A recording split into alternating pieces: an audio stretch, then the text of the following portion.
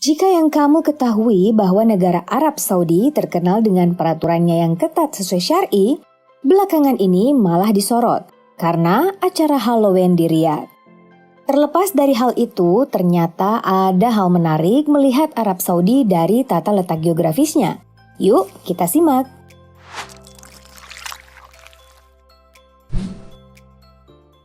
Paling pertama, kita akan menelusuri letak negara Arab Saudi. Nah, ternyata dilihat dari peta, Arab Saudi berada di Semenanjung Arab yang berada di Timur Tengah. Semenanjung ini disebut-sebut sebagai semenanjung terbesar di dunia. Selain ini, negara ini juga termasuk ke dalam urutan ke-12 sebagai negara dengan daratan terbesar di dunia. Luasnya sendiri mencapai kurang lebih 2 juta kilometer persegi. Kamu bisa lihat bahwa negara penghasil minyak ini berbatasan langsung dengan Yordania dan Irak di sebelah utara. Sedangkan di bagian timur berbatasan dengan Qatar, Bahrain, Uni Emirat Arab, dan timur laut ada Kuwait. Di bagian tenggara ada Oman, lalu bagian selatan ada Yaman. Arab Saudi sendiri merupakan negara yang menjadi tempat lahirnya konsep Arabisme. Hal ini sudah ada sejak ribuan tahun lalu. Pada abad ke-7 sebelum Islam lahir, wilayah Semenanjung Arab hampir keseluruhannya tunduk pada banyak suku. Kaum dan kerajaan kecil penduduk asli Arab menganut paganisme dan politeisme. Cerita rakyat, legenda, dan tradisi yang melekat dan berkembang di Arab sendiri dipengaruhi oleh kerajaan-kerajaan kuno dulunya. Contohnya, legenda Alibaba dan 40 pencuri, ada juga Sinbad si pelaut, dan yang paling populer tentu saja kisah Aladin. Pasti kalian udah tahu kan? Periodisasi zaman di Arab Saudi dimulai dari zaman Neolitikum, lalu beralih ke periode Ubaid. Nah, dari periode inilah masuk kerajaan pra-Islam, lalu pada akhirnya muncullah Islam. Selanjutnya masa Kekhalifahan Rasyidin, Kekhalifahan Umayyah, Kekhalifahan Abbasiyah, dan Kekhalifahan Fatimiyah. Lalu berlanjut ke kekuasaan Syarif Mekah sekaligus mengembalikan aturan adat dan fase terjadinya peperangan dengan Persia. Setelah itu, Kekaisaran Otonom berkuasa, lalu menuju periode terbentuknya negara Arab Saudi pertama dan kedua. Lalu, berdirilah Kerajaan Arab. Dilihat dari letak geografisnya sendiri, Arab Saudi memiliki bentang alam yang sebagian besar terdiri dari gurun dan padang pasir. Oleh karena itu, hanya tumbuhan palem seperti kurma dan kaktus yang dapat tumbuh dan bertahan hidup. Karena kondisi wilayahnya sangat jarang terdapat tumbuhan hijau yang rindang, tak heran jika iklimnya cenderung panas. Arab Saudi terbagi ke dalam 13 wilayah provinsi. Kota Riyadh menjadi ibu kotanya dan salah satu kota terbesar di Arab Saudi. Kota ini sendiri memiliki populasi kurang lebih 7 juta orang. Terdapat bandara yang menjadi bandara tersibuk kedua di Arab Saudi yaitu King Khalid International Riyadh. Selain bandara ini, Bandara Internasional King Abdul Aziz yang berada di Jeddah. Di kota Jeddah juga terdapat pelabuhan Jeddah Islamic Port sebagai pelabuhan terbesar. Sedangkan pelabuhan terbesar kedua berada di kota Dammam yang berada di wilayah bagian timur dan sangat dekat dengan Bahrain. Kota Mekah sendiri merupakan kota terbesar ketiga yang ada di Arab Saudi sekaligus menjadi kota suci bagi umat Islam.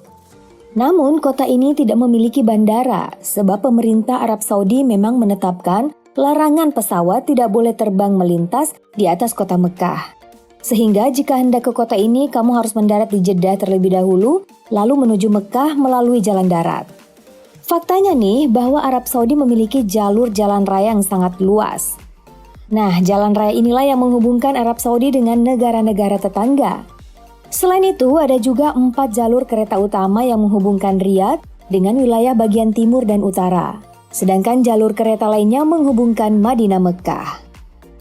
Arab Saudi juga memiliki bagian wilayah modern yang dulunya terdiri dari 3 wilayah utama. Ketiga wilayah ini adalah Hijaz dengan populasi sekitar 35%. Lalu Najd memiliki populasi sekitar 28% dan Al-Asya atau Eastern Arabia dengan 15% populasi. Melihat dari peta, negara penghasil minyak ini terletak di atas lempeng tektoniknya sendiri. Nama lempeng tersebut yaitu Lempeng Arab. Celah pada lempeng ini membentuk Laut Merah dan Teluk Persia. Sedangkan pada dataran tinggi membentuk Anatolia dan pegunungan Zagros di Iran. Negara ini juga memiliki gurun yang terbesar kelima di dunia serta terbesar di Asia, yaitu Gurun Arab. Luas Gurun Arab mencapai 90%. Luas banget kan? Saking luasnya hampir mencakup seluruh wilayah daratan Arab Saudi. Wilayah gurun inilah yang terbagi ke dalam 3 bagian, mulai dari gurun pasir terpisah hingga gurun dengan dataran tinggi berbatu. Ketiga gurun pasir ini yaitu An-Nafud di bagian utara, Ad-Dahna di bagian timur, dan Rub al-Khali di bagian selatan. Gurun ini diibaratkan sebagai perisai bagi dataran tinggi Najd dan pegunungan Hijaz di bagian barat. Nah, pada bagian barat pegunungan Hijaz terdapat wilayah Tihamah. Nah, wilayah inilah yang menjadi wilayah paling subur sekaligus hijau. Di pegunungan inilah pusat pertanian Arab Saudi. Iklim dan pegunungannya sendiri lebih lembab dikarenakan arus jet dibawa oleh angin monsun dari Samudra Hindia. Kamu bisa lihat beberapa dataran tinggi wilayah ini kadang-kadang diselimuti salju pada puncaknya, terutama pada puncak Jabal Sauda dengan ketinggian 3.000 meter di atas permukaan laut. Faktanya lagi bahwa Arab Saudi ini merupakan negara yang tak memiliki sungai. Namun mereka memiliki sungai musiman yang biasa disebut wadi. Nah, wadi ini akan terbentuk pada saat musim hujan, lalu kembali kering saat musim panas. Wadi terpanjang di Arab Saudi adalah Wadi Al-Rummah yang terletak di dataran tinggi Najd. Wadi Al-Rummah ini mengalir dari dekat Madinah menuju Uraidah. Sumber air lainnya terdapat di beberapa oasis yang tersebar di seluruh gurun. Oasis terbesar disebut Al-Hasa di kota Al-Khufuf yang menjadi provinsi terbesar di semenanjung Arab bagian timur. Disinilah masyarakat memanfaatkan kondisi geografisnya yang terlihat hijau sehingga ditempati bercocok tanam. Tanahnya yang subur sehingga menghasilkan beberapa produk pertanian seperti padi, jagung, sayuran, hingga beberapa buah-buahan. Beras Hesawi menjadi salah satu hasil pertanian wilayah ini yang kualitasnya sangat bagus. Sehingga 1 kilogram saja nih dihargai sekitar 50 rial Arab Saudi atau sekitar Rp199.500.